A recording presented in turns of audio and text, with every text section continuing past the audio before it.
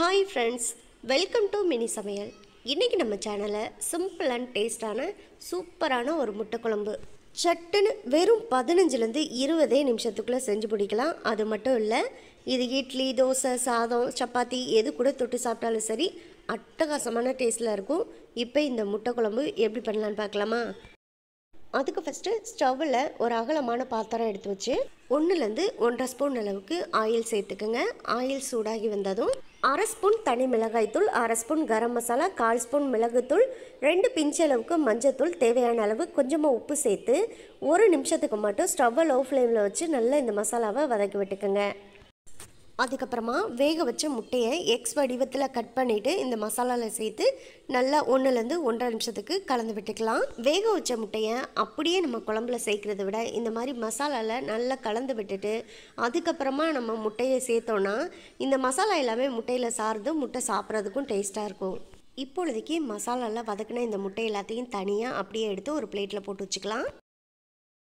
அடுத்ததாக ஸ்டவ்வில் ஒரு பாத்திரத்தை எடுத்து வச்சு ஒரு 4லேருந்து 5 ஸ்பூன் அளவுக்கு எண்ணெய் சேர்த்துக்குங்க. எண்ணெய் சூடானதுமே 4 சின்ன துண்டு பட்டை, 1/2 ஸ்பூன் சோம்பு சேர்த்து நல்லா பொரிய விட்டுக்குங்க. இதெல்லாம் நல்லா பொரிஞ்சு வந்தோன்னா ஒரு 10லேருந்து 12 சின்ன வெங்காயத்தை கட் பண்ணிவிட்டு சேர்த்துக்கோங்க. கூடவே ஒரு 10 பல் பூண்டு, 3 பச்சை மிளகாயை கட் பண்ணிவிட்டு சேர்த்துக்கோங்க. இப்போ இந்த வெங்காயம், பூண்டு, பச்சை மிளகாய் இது எல்லாத்தையும் நல்லா வதக்கி விட்டுக்கலாம். வெங்காயம் ஓரளவுக்கு வதங்கி வந்த உடனே 1 ஸ்பூன் அளவுக்கு இஞ்சி பூண்டு விழுது சேர்த்துக்கங்க. இப்போ இந்த இஞ்சி பூண்டு விழுதோட பச்சை வாசனை போகிற அளவுக்கு ஸ்டவ்வை லோ ஃப்ளேமில் வச்சுட்டு ஒரு 1.5 நிமிஷத்துக்கு நல்லா வதக்கி விட்டுக்கலாம். இஞ்சி பூண்டு விழுதும் நல்லா வதங்கி வந்த பிறகு 2 பெரிய சைஸ் தக்காளியை நல்லா பேஸ்ட்டாக அரைச்சிட்டு சேர்த்துக்கங்க. கொஞ்சமாக ஒரு 1/4 டம்ளர் அளவுக்கு தண்ணியை தக்காளி அரைச்சி அந்த மிக்சி ஜாரில் சேர்த்து அலம்பிட்டு அந்த தண்ணியையும் சேர்த்துட்டு இந்த தக்காளி பேஸ்ட்டோட பச்சை வாசனை போகிற அளவுக்கு நல்லா ஒரு 2 நிமிஷத்துக்கிட்ட வதக்கி விட்டுக்கலாம். இப்போ தக்காளியும் நல்லா வதங்கி நிறம் மாதிரி வந்து மேலே இந்த மாதிரி லைட்டாக எண்ணெயெல்லாம் பிரிஞ்சு வரும்போது இதில் இப்போ மசாலாலாம் சேர்த்துக்கலாம். 1/2 ஸ்பூன் தனி மிளகாய்த்தூள், 2 ஸ்பூன் மல்லித்தூள், 1/2 ஸ்பூன் கரம் மசாலா, 1/2 ஸ்பூனுக்கும் கொஞ்சம் குறைவாக மஞ்சத்தூள், கூடவே தேவையான அளவு கொஞ்சம் கல் உப்பு சேர்த்துக்கலாம். இப்போது இந்த மசாலா எல்லாத்தையும் சேர்த்து நல்லா ஒரு முறை வதக்கி விட்டுக்கலாம். மசாலா நல்லா வதங்கி மேலே எண்ணெயெல்லாம் இந்த அளவுக்கு பிரிஞ்சு வரும்போது இன்னும் எலுமிச்சம்பழ அளவுக்கு புளியை 2 டம்ளர் தண்ணியில் கரைச்சிட்டு அந்த புளி கரைசலை சேர்த்துக்கங்க. இப்போ சேர்த்த புளி கரைசலை நல்லா ஒரு முறை கலந்து விட்டுக்கலாம்.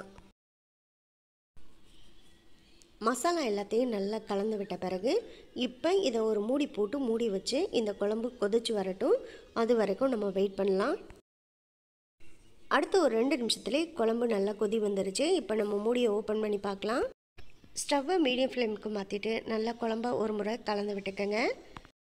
அடுத்த ஒரு 2 நிமிஷத்துலேயே பார்த்தீங்கன்னா மேலே அழகாக எண்ணெயெல்லாம் பிரிஞ்சு வர ஆரம்பிக்கும். இந்த சமயத்தில் மசாலாவில் வதக்கி வச்சுருக்க அந்த முட்டையெல்லாம் சேர்த்துக்கலாம். முட்டை சேர்த்த பிறகு நல்லா ஒரு முறை கலந்து விட்டுட்டு 1 நிமிஷத்துக்கு மட்டும் லைட்டாக கொதிக்க விட்டுக்குங்க. கடைசியாக இதில் 1/4 மூடி அளவுக்கு தேங்காயை நல்லா பேஸ்ட்டாக அரைச்சிட்டு சேர்த்து ஒரு முறை குழம்புல நல்லா கலந்து விட்டுக்குங்க. தேங்காய் பேஸ்ட்டு சேர்த்ததுக்கப்புறமா குழம்ப ரொம்ப நேரம் கொதிக்க விட்டுறக்கூடாது. லைட்டாக 1 நிமிஷத்துக்கு மட்டும் கொதிக்க விட்டு கொஞ்சமாக கொத்தமல்லி தலையை பொடி பொடியாக கட் பண்ணிவிட்டு சேர்த்து கலந்து விட்டுட்டு ஸ்டவ் ஆஃப் பண்ணிடுங்க. அவ்வளோதான், ரொம்ப ரொம்ப டேஸ்டான முட்டை குழம்பு ரெடி பண்ணியாச்சு. நீங்களும் மிஸ் பண்ணாமல் இதை ட்ரை பண்ணி பாருங்கள். ட்ரை பண்ணி பார்த்துட்டு எப்படி வந்துச்சுங்கிறத கமெண்ட் பாக்ஸில் சொல்லுங்கள். இந்த வீடியோ உங்களுக்கு பிடிச்சிருந்தா இந்த வீடியோவை லைக் பண்ணி நம்ம சேனலை சப்ஸ்கிரைப் பண்ணிக்கோங்க. சப்ஸ்கிரைப் பண்ணும்போது பக்கத்தில் உள்ள பெல் ஐக்கானை கிளிக் பண்ணி வச்சுட்டிங்கன்னா நான் போடக்கூடிய குக்கிங் வீடியோ எல்லாமே உடனுக்குடனே உங்களுக்கு வந்து சேரும். உங்கள் ஃப்ரெண்ட்ஸ் அண்ட் ரிலேட்டிவ்ஸ் எல்லாருக்கும் ஷேர் பண்ணுங்கள். இதே போல் அடுத்தடுத்து நல்ல நல்ல வீடியோவில் சந்திப்போம். ஓகே, பாய்.